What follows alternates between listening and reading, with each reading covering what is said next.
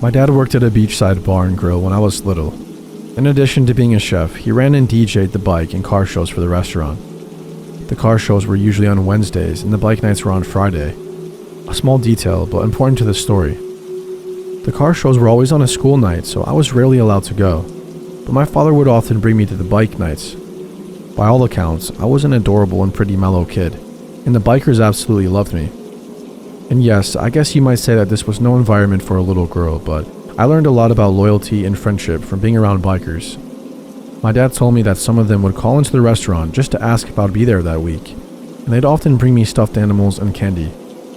My favorite of the bikers was a man that I affectionately called Uncle Teddy. He was a friend of my parents and an absolute mountain of a man, around 6'8" and 400 pounds easily. He was an ex-Marine who loved his Harley and his cigars, and every week for 5 years, he would bring me a Butterfinger and a Beanie Baby. I was 6 years old the night it happened, 2003. My father had brought me to the bike show as he normally did, but I couldn't keep my eyes open past 8 p.m. The show didn't end until 10 though, so my dad had gone into the habit of putting an air mattress in the back of the restaurant, and he and Teddy would check on me every few minutes. I was asleep when I felt a hand on my shoulder. It was a man that I'd seen around before, and he wasn't dressed in biker gear. He was wearing a short-sleeved plaid shirt and jeans that looked greasy but not particularly scary. He smiled at me and told me that his name was Sean, that he was a friend of my dad's, and that my dad had asked him to drive me home. My parents had tried to ingrain stranger danger in me, and they told me 1,000 times to never talk to anyone I didn't know. But he knew mine and my dad's name, as well as the nickname everyone called me. I totally bought it. I got up and grabbed the flamingo Beanie Baby Uncle Teddy had given me and started to walk towards the parking lot. Sean didn't have a bike. He had a very old 4-door sedan. He opened the back door for me and I climbed inside. You know how in senior citizens' homes they often have plastic wrapped couches or chairs? That's what the back seat of his car was like, totally covered in plastic. I think now that it was probably so there would be no trace of DNA left behind. Sean started to drive away, and to this day I can't believe how lucky I got. He had parked the car behind the restaurant in a way that it wasn't immediately visible to the bike show, but as we pulled away, I saw Teddy heading through the door, presumably to check on me. He just happened to look up at that exact moment, probably to acknowledge the car, and I smiled at him. Uncle Teddy didn't waste a moment, didn't even stop to tell my dad what was going on. Got on his bike and was on that car's ass before he even totally cleared the avenue that led out of the parking lot. The avenue that you had to take to get to the restaurant was long, about 1.5 miles, and then you had to go down another long road before you made it to the highway. Sean saw Teddy approaching in his rear view and attempted to speed up, but he must have realized it was futile, because he had been seen and Teddy had his license plate number and a good description. Sean stopped his car and turned around and told me very calmly to get out of the car. I was scared by this point, and I didn't waste a moment climbing out and running to Teddy. Sean burnt rubber driving away, and Teddy held me for a moment before putting me on the back of his bike and taking me back to my dad. By the time we got back, cops had been called, and they were surrounding the place. A lot of the show had emptied out, and my dad was sobbing and screaming on the sidewalk outside of the restaurant. I will never forget that moment. I ran up to him and hugged him as tightly as I could, and then the rest is all a blur. I do remember talking to the cops and talking to my dad. I even went down to the station and spoke to a sketch artist. I didn't get to go home until around 2 a.m. Teddy never left my side. An APB was put out on the vehicle, which had been reported as stolen. The sketch circulated around the local news stations, but it didn't turn up anything concrete. At one point, I was asked to look at a lineup, but none of them were him. Fast forward about 8 years, I was 14, and my dad decided I was now old enough to know what happened. Sean had been spotted lurking around the bike show a few times before that night, and was a customer at the restaurant fairly regularly. He knew my nickname because he had been watching me for over a month. He knew my schedule, and consequently, how often Teddy and my dad checked on me. When his evil plan was botched and Teddy brought me back to the show, everyone had left. I had assumed it was because the police had been investigating a crime scene, but I was wrong. They were all out looking for Sean. Teddy told them the make and model of the car with a description of Sean, and one of the guys thought he sounded like a guy that frequented one of the biker bars downtown. I remember my dad paused for a long time, and I asked him what happened after that. "They found him," he said.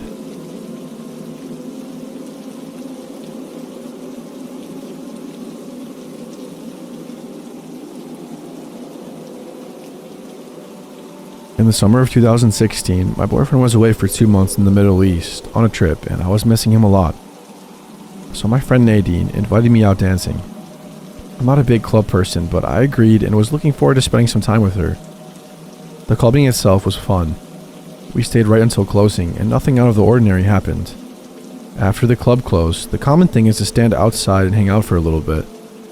Nadine and I were chatting when a young man approached us. He started talking to us and invited us to go get some food down the street. He said his name was John. We agree, as the area is packed with people and police officers, so it's not us just alone with him. We order our food and he pays for both of us. I had never had that happen before and I had no idea how to respond, so I thanked him and downgraded my fries to small. We were all sitting on the sidewalk eating when John pointed to a figure across the street. A man was just sitting there, staring in our direction. He had been there for some time, but we weren't too concerned, until he started walking towards us. He was tall, thin, and pale. He turned to me and takes a deep breath and said, "I've been following you for a while now, and I think you're gorgeous, and yeah. I've had very limited experience with boys aside from my boyfriend, so I had no idea how to respond or how to turn him down. I started out a very shakily thank you, and then the man sat down, uninvited. He introduced himself as Caden, and he invites us back to his workplace, which is a weed dispensary he's the manager of. Right away, alarm bells went off. I had no interest in weed or him, but Nadine was adamant about going, and I will never leave my friend alone with two strange men, so I went with her. It was right around the corner, and we entered. He locked us in. We sat in the back room, and Caden turned on some music, and the others all smoked, but I declined. Caden started eating some smoked salmon strips from a sandwich bag, talked about how weed is the only way the government can't read your mind, and other stuff like that. He started getting really angry and worked up. He kept mentioning my hair. He even got mad at me for not liking the music he put on, despite me never having said anything about it. A huge red flag was going off in my head. John finally had enough. Him and I had an entire conversation without saying a word, I swear. We knew we had to get out of there. John and I convinced Nadine to leave, but we had to get Caden to unlock the door first. John got loud and big, demanding Caden to let us leave.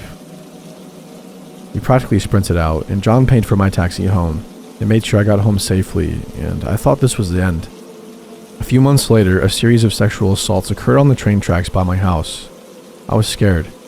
Teen girls had been attacked randomly, and it was on the local news.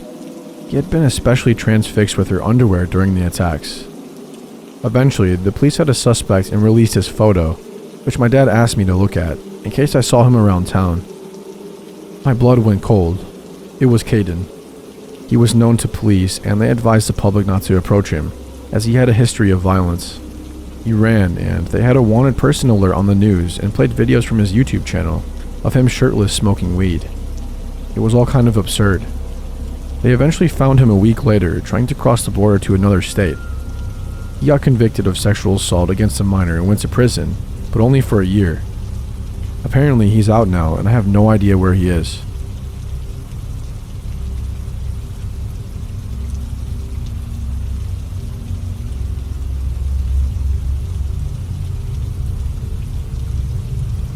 Legit, only 3 people know this story because I don't talk about it. The events happened 13 years ago, and it still messes with me to this day, even though I'm not in any sort of danger anymore. When I was in college, I got super depressed and stressed out near my junior year. I was always super into school and just started slipping near the end of my college term, so it threw me off bad. I never experienced failing at subjects before, and it threw me into a ridiculous amount of stress.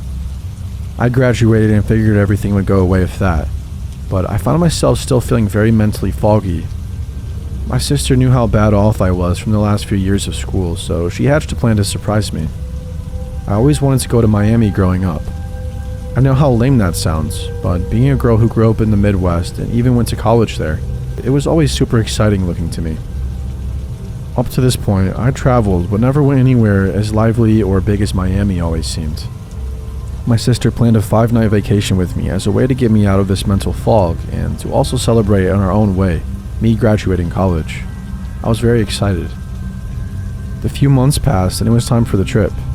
We get there and the first few nights were incredible.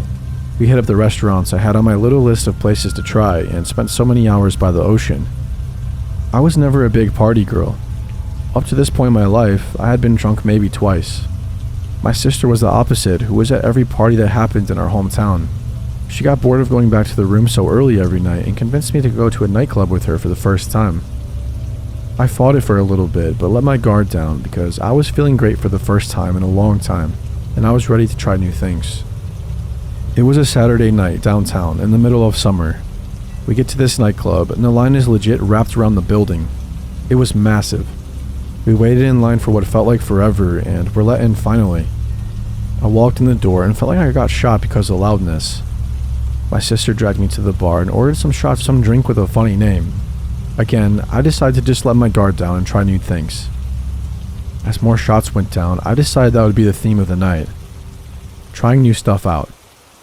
I was aware of how boring I was, in my opinion, in the most exciting place in the world. Around 45 minutes into dancing and drinking, I became very drunk, borderline blackout. I was very sloppy drunk, and I was aware of it. I found myself laying on a couch in the upstairs area, overlooking the dance floor as my sister was dancing with some guys. As I lay there trying to consciously sober myself up, I realized how badly I had to pee. So I brought myself up to a sitting position on the couch to stand up and walk to the nearby bathroom. As I sat up, a massive man quickly sat so close to me, I could feel his leather pants pressed on my leg. He was huge, definitely over 6 foot tall, and looked like some sort of bodybuilder. Admittedly, he was very good looking, but I was so drunk that I wasn't even trying to flirt. I just wanted to get up to find the bathroom. He smiled at me and yelled over the music, something like, "Leaving so soon?" I remember nervously laughing and attempted to get back up, but he grabbed onto my dress and pulled me back down to a sitting position next to him.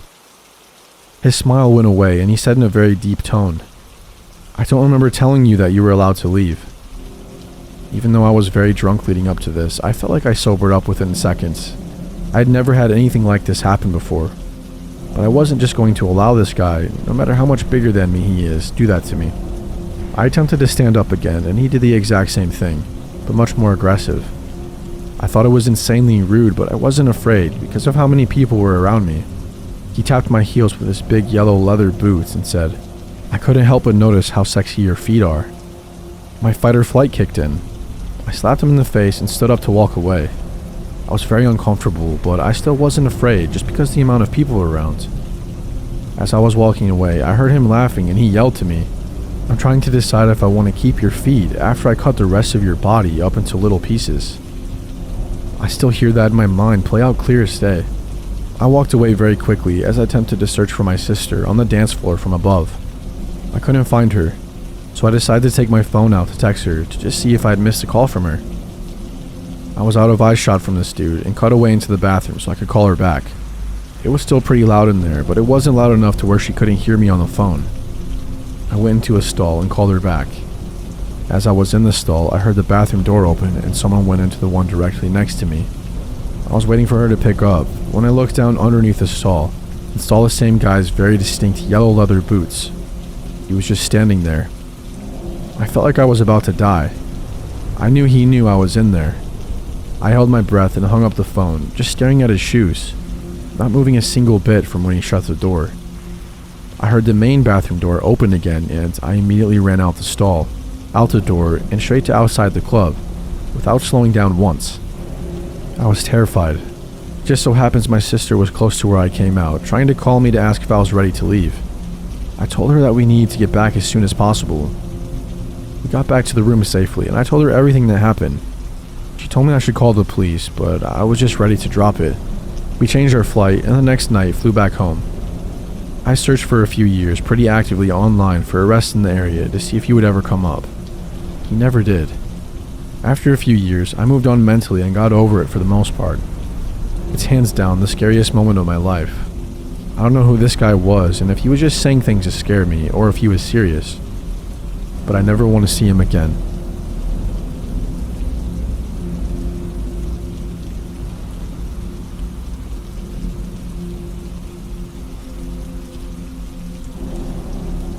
I was working as a stripper for a small time in a small town in the southwest, while I saved up and figured out my next move in life. I actually really enjoyed my job. It was at a small club where about 5 of us girls danced regularly, and after a few weeks there, I'd grown pretty fond of them all, as well as the DJ and bartenders. You will always get the occasional out-of-town girls coming through to dance, or desperate locals looking to get their cars out of impound, or sometimes just thrill-seeking girls who think it's going to be some life-affirming experience of empowerment, or to fuck with their ex-husbands or whatever. Our club didn't usually see as much of this, since there was a larger club across town that was often busier, but of course, we had our share of one-night-only dancers. This industry can obviously attract some real weirdos at the best of times, but for the most part, everyone I met during my time at the club, patrons included, were decent. Usually just lonely people. Like I said, I really enjoyed working there for the most part, and since we had such a high turnover rate for bouncers, on nights we had one at all, I felt kind of protective of my girls. I'm definitely tall and I sort of have resting bitch face, and generally I just don't take shit from people. And even under the best circumstances, you really can't be too trusting or naive in these kinds of environments. So I try to always keep an eye out. On this particular night, I remember I stopped at CVS like I often did to buy some whiskey before my shift. And when I was walking through the in-store alarm gate, things you have to pass through to get to the part of the store that sells alcohol, the alarm sets off. I had already paid, so it was fine, but I distinctly remember thinking like, it kind of snapped me to attention, if that makes sense. That was weird. I wonder if something's gonna go down tonight. I proceed to work, and after that, we get ready and we're out on the front porch area smoking like we always did, while we waited for customers to arrive. It was me and two of the other regular dancers. I remember it was really windy that night, which is always unsettling, especially in that desert town. For some reason, we were talking about bad vibes. One of the girls, we'll call her Cindy, started telling the story of when she worked at the aforementioned larger club, and how one night she got to work and was just feeling like something was off right away. Later that night, she got jumped in the dressing room by 3 out-of-town girls. She had to whack one of these chicks in the face with her shoes, and blood was everywhere. It was a whole thing. Cops were called, and Cindy was okay, but the out-of-town girls escaped with her bag. Anyways, we got kind of serious talking about it, and I said something to the effect of, I just want y'all to know I would absolutely throw down for you guys, no questions asked, if it came to it. Just kind of a random conversation to have, especially after the alarm thing. It was uncharacteristically somber. Later on, we're all outside again, except this time, there are more of us. Like 3 more dancers, plus the DJ and the door girl. And this girl pulls up, and out of the vehicle, 3 teens, I guess. I think they told us they were like 20, but they looked very young to me. I can't say much to describe the boy, other than that he was normal looking and vaguely emo. And there was a blonde chick who had this really intense sunken, hunched posture. Like she was almost drooping over herself, and her head kind of hung out over her body, with her hair all hanging down around it. And she had a miserable face. Like Eeyore, except not all that endearing. And with them is this really small and weird, I'm sorry to say it, this ugly girl. I'm not Carly Kloss or anything, but this chick was just ugly. She was small and plump and had teeth that were creeping into bucktooth territory, a piggy-looking nose and a bunch of freckles, and sort of squealy high-pitched voice. I instantly disliked her. She tells us some long dramatic story about why she's here tonight, becoming a dancer. Something about taking care of her kids and not wanting to live with her grandma anymore, who was putting up with her while she gets her shit together. Or whatever. It's one of those things where it's taking a very long time to get her to shut up long enough to even get her in the front door. And let me tell you something about strip clubs, folks. No one cares why you're there, and no one is going to ask you. So it's already a little weird that she's out here spewing such a vast amount of personal information to literally almost every employee of the club. She's never danced before, and she's nervous, so we all assure her over and over again she'll be fine, to just relax and try to have some fun. We decide her stage name will be Annie because she has basically a fro of orangey brown curls. In the nicest way possible, she looks like an ugly orphan Annie. As soon as we get in the dressing room, she starts loudly and obnoxiously making extremely inappropriate sexual comments about me and my body, saying I'm hot and how she wants to do things to me. Yes, this is a strip club, but you still don't just sexually harass people, especially people you've just met and what might be your new job. I decided to just let it go for now. She was like 5'2", and I was over 6 foot in my heels, so I didn't really feel threatened. Because I think this girl is a fucking nut job, and I don't even want to be in the same room with her if I don't have to. She then proceeds to tell us that she has no clothes to dance in. No shoes and no makeup. She has brought nothing with her. Okay, that's a little weird. We hustle some stuff together for her finally, and she continues to talk almost non-stop about her grandma, adding details to her weird sob story, all the while asking everyone to borrow stuff. Like weird stuff. Eyeliner, clothes, and stuff you would normally never ask someone you didn't know to borrow. The rest of the girls, being the lovely people they are being super nice to her, trying their best to accommodate her and make her feel less nervous, but also definitely wondering what the hell this girl's deal is. As the night goes on, shit just gets weirder. While sitting at the bar watching a girl set on stage, she said in astonishment, "We have to take our tops off?" I'm like, "We are in a strip club, what do you mean we have to take our tops off?" Anyway, she goes up finally and she struggles her way through one set. That's only 2 songs. And then very dramatically trips as she's leaving the stage, making 3 people carry her into the dressing room, saying that she's twisted her ankle.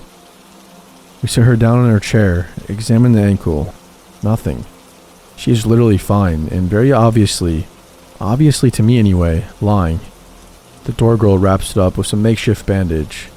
Annie continues to ask us if she can borrow stuff, like our phones and more makeup, and she wants to eat our food and drink our drinks. At some point, she says that she's going to call her grandma. She starts a video call and hobbles toward the bathroom. I hear a loud yelp and thump. Annie's knee has given out now. The knee on the leg opposite her twisted ankle, and she is lying on the bathroom floor, vaguely clutching at one of her legs while making dramatic faces to the person on the other end of the call. As I get in there to help her up, I notice the person on the other end of the video call looks exactly like the guy who dropped Annie off, but wearing what looks like one of those face masks for sleep apnea, like with all these tubes and stuff. The phone is up close, and it's all black except for the face, so okay, maybe it was her grandma and I didn't see it correctly. But I looked right at that phone screen, and to be perfectly honest, it freaked me out. Like in that 1 second, I went from this girl's an absolute nuisance, with some kind of agenda, to who the hell is this girl, and what is her agenda? As soon as she sees me, she ends the call. We put her back in her chair, and the other girls are gently trying to convince her to call her friends to come pick her up. Since this is obviously not working out, she does not want to dance, and she can't walk, but also doesn't seem to want to go home. She's also brought a cell phone with her, but claims she can't use it to make calls, besides a video call to grandma, quote unquote, apparently, for a variety of vague and unsatisfactory reasons. It's a little hard to recall the exact details now, but it was like she kept trying to get us to do shit for her. Like not only borrow our phones, which by now none of us feel comfortable letting her do, but like she was waiting for something.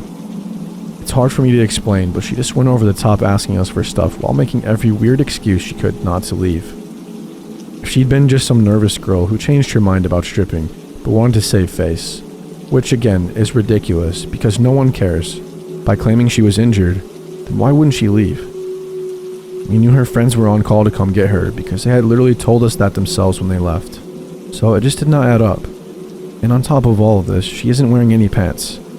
The pants she walked into the club wearing were lying at her feet on the floor, but she now claims they are too tight and that she can't let them over her injured ankle and knee, neither of which are swollen or red or look in any way injured. She is pretty obviously not in actual pain. I have seen strippers in pain before. I mean, it is a physical job. And keeps actually forgetting which knee she's claimed gave out.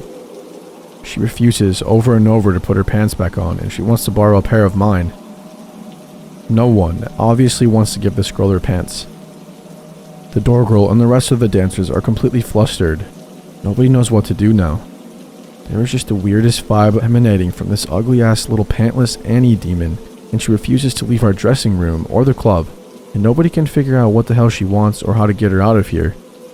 Since aside from the pants, she claims that she can't walk and also won't use her phone. I'd only been there a couple weeks at this point, and I didn't want to overstep my authority, but I'd finally had enough. I mean, I smelled shit on her from the get-go, and I had already given her a pass for sexually harassing me because I tried to be merciful like that. But I have my limits. Refusing to put your own pants on, I mean, what? So I haul my ass to the back, grabbing the door girl on the way so I have a witness. I stand over Annie in all my stripper glory, looking down from 6'4" above, staring into her beady little eyes. "Are those your fucking pants?" I ask, pointing. "Yes, but," she says. I said, dude, shut the hell up. Are those your pants you wore in here? Yes, she said. I start cussing at her and telling her to put her pants on now. Slowly, pistily glaring at me, she puts on the pants. Door girl and I force march her up to the booth behind the front desk station, where I stand next to her while I make her use the club phone to call her weird friends. I tell her she is to sit in the booth until her friends arrive, at which point she is to leave and never ever come back here. She sits in the booth looking pissed off until the emo boy and hunchback girl arrive 20 minutes later, the majority of her limp mysteriously disappearing. She can now walk unaided. It's a miracle. As they scurry out the door, I hear Hunchback ask her what happened in a fierce whisper. Fuming, Annie shoots back. I'll tell you in the car, just go. I worked there for another 4 months and met all kinds of people, women and men, but never anyone as weird or unsettling as Annie. Every single one of us there that night was absolutely sure that chick was up to something. Not just really bad, but like genuinely sinister. The fact that none of us had even an inkling of what that really bad something was made it all the more unsettling, even in retrospect. Talking about it later on, we all felt like we dodged a bullet that night. Doing that kind of job, you develop not only a pretty thick skin for weird people, but also a decent intuition for when shit is off. Girls I knew who'd done time in prison admitted that Annie had freaked them out. I'll never forget the face I saw on the other end of that video call. She remains to this day the strangest human being I've ever encountered, inside or outside the club.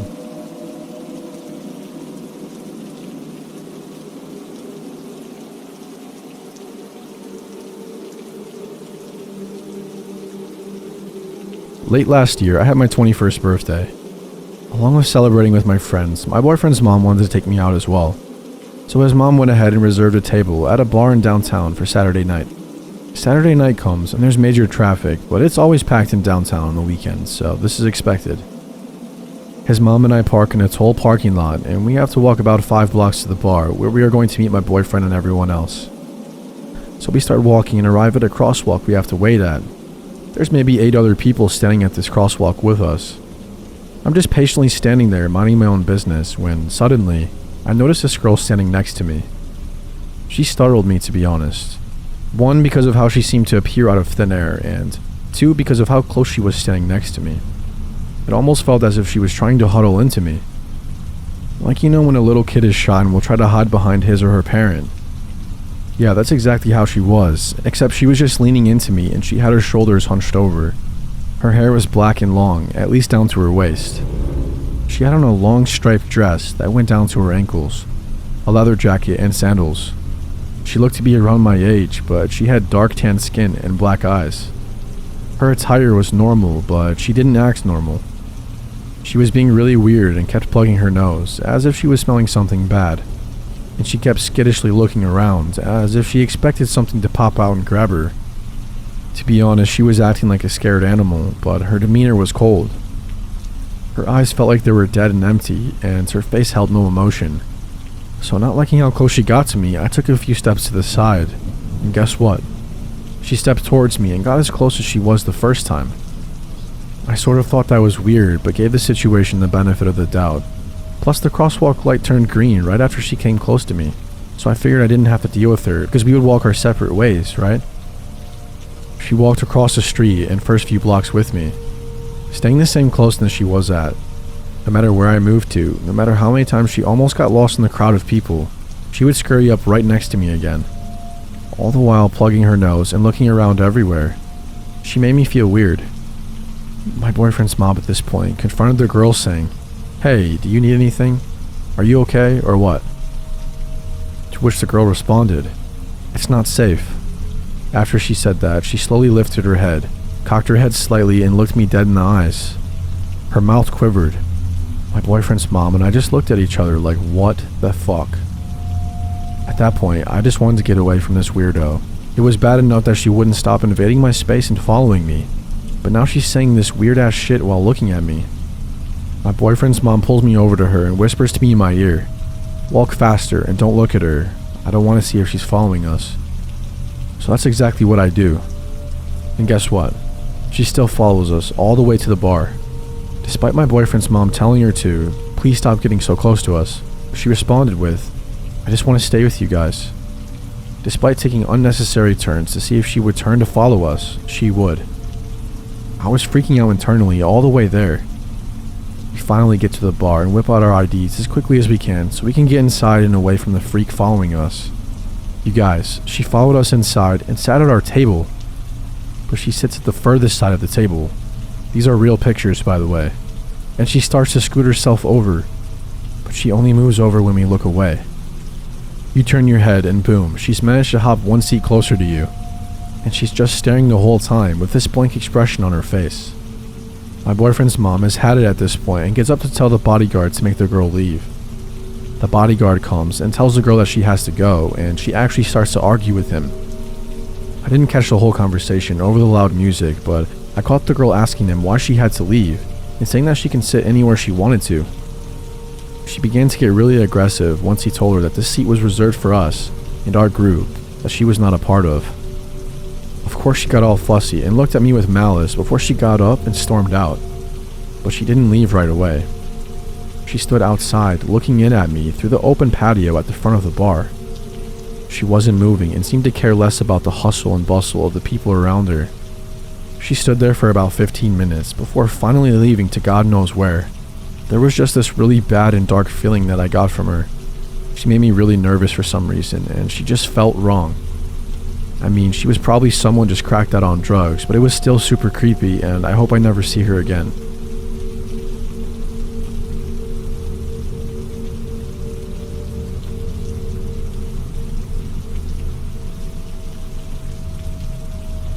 This was back in the 1990s. I was a single mom and I picked up a Saturday night bartending job at a place that was off the highway on a frontage road. Not immediately close to anything, but in between some pretty large towns in the affluent suburbs north of Chicago. Barrington area, not in Barrington, however. This place was hopping after work hours, but sadly, not on Saturday nights, and I'd often find myself alone, or only with a handful of customers. This particular night was dark, rainy, and a thunderstorm was raging outside. In walks this rugged, handsome man, windswept blonde hair and crystal blue eyes. Even a nice build, and he sits at the bar. It's just the two of us, and I walk over to take his drink order. He orders, and I make the drink, and he had put $2.25 on the bar. I hand him the drink, and realize that he didn't give me enough money, so I tell him that I needed another quarter. The drink is $2.50. Mind you, we are alone in this good-sized bar. It's a dark night, and thunder and lightning are raging outside. It's not close to any other businesses that I could run to or where other people might be, and he looks at me straight in the eye and calmly says, "I'm Satan. Tell me what you really want. I can give you anything you want. What is it that you really want?" At this point, I'm shaking in my shoes, not sure how I even mustered up a response, and I looked back at him and said, "I want another quarter for your drink, and I want you to stop being scary." He gave me the quarter, downed his drink, and left. I had to close up alone, and believe me, I was on edge until the following morning. I didn't work there much longer after that, because seeing Satan once was enough. I want to add that he had the most unusual and beautiful gold pendant on. It was an ornate octopus, and now that I read a lot about conspiracies and high strangeness, the octopus symbolizes the Illuminati. The bar was close to, but not in, a very affluent Chicago suburb. I can't help but wonder who he actually was, or worse, what he was actually up to.